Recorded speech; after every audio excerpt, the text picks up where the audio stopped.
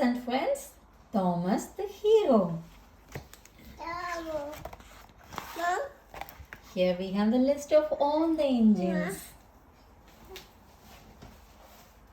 Thomas, Percy, James, Cranky, Toby, Gordon, Salty, Spencer, Emily, Bertie, Diesel, Mavis, Harry and Bert, Corky, Annie and Clarabelle, Flynn, Billy, Fat Controller, Harold, Hero, Kevin, Victor, Troublesome Trucks, Charlie. This is the island of Soda. Fahuak Station, Titmouth Sheds, where the trains are. Knapford Station, Brow Station, China Clay Pits, Gordon's Hill, Woolspeed Castle. Here, Brendon Docks. These are all the locations on the island of Soda. This is the story of when Thomas the Tank Engine discovered that you don't have to fly high to be a hero. Thomas the Tank Engine was going about his work as usual when he heard a high-pitched whistling sound up in the sky. "Whatever can that be?" he said to his mom. Thomas looked up and saw a small plane darting overhead. He had never seen anything like it before. "Beep, beep!" called Thomas, but the plane didn't hear him. The plane was out of sight. "I must find out about the flying machine," Thomas said to himself. That night, in the engine sheds, Thomas asked James and Percy if they had been seen anything flying overhead that day. "We keep our eyes fixed on the tracks, Thomas. We are really useful engines." The next day, Thomas was determined to be a very useful engine, but he couldn't help looking up for the plane. He was just thinking he would never see it again when he heard the same whistling sound.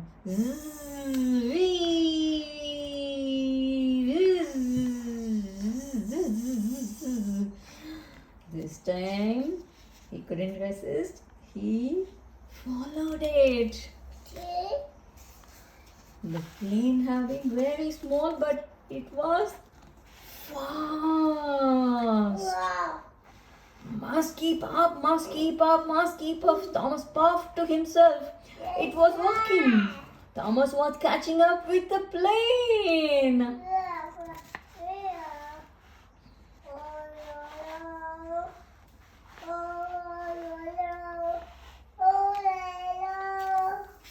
The plane came down to land on a yacht strip near the railway tracks. A little nervously now, Thomas came to a stop beside the plane. He admired the whirring propeller and the big red dots painted on its wings. "I am Thomas," said Thomas shyly.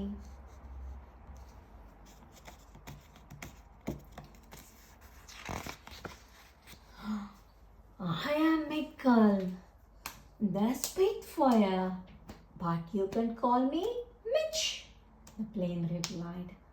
"I have been practicing for a flight past to celebrate the end of World War II. Mitch explained that he used to be a fighter plane and had helped to win the Battle of Britain. Thomas was very impressed. He wished he could fly to be a hero too. Back in the sheds, Thomas told the other engines about his new friends. "Eyes on the tracks, Thomas," said the friends.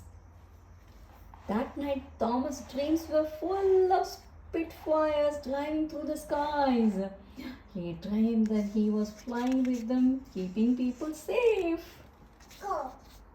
Ba. Ba.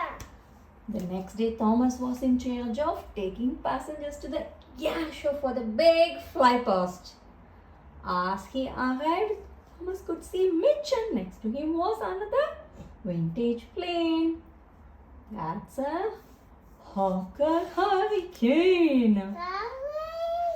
Thomas Driver told them. Hurricanes and Spitfires were the heroes of the Battle of Britain. The show was about to begin. The planes revved their engines and rattled along the runway. Oh.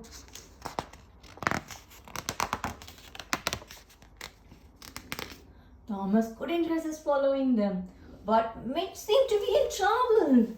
His engine spluttered. He came lower and lower and lower until the big splash. He made an emergency landing in a duck pond. What shall we do? Asked Mitch as he started to sink lower and lower into the muddy pond. No one will know where am I. I can help, puffed Thomas as he hurried to fetch the breakdown train. It's an emergency. As he pushed the breakdown train back to Mitch. A dripping Mitch was lifted out of the pond.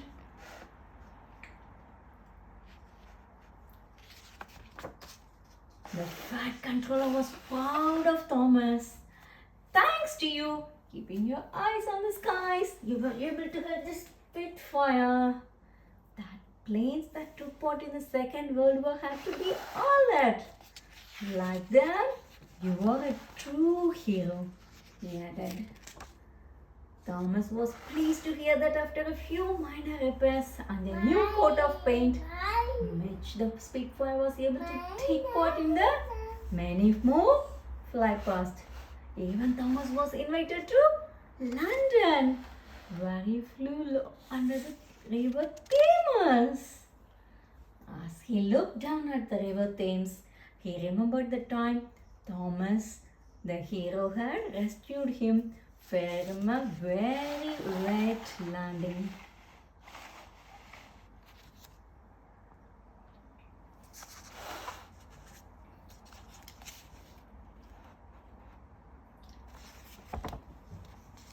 The end.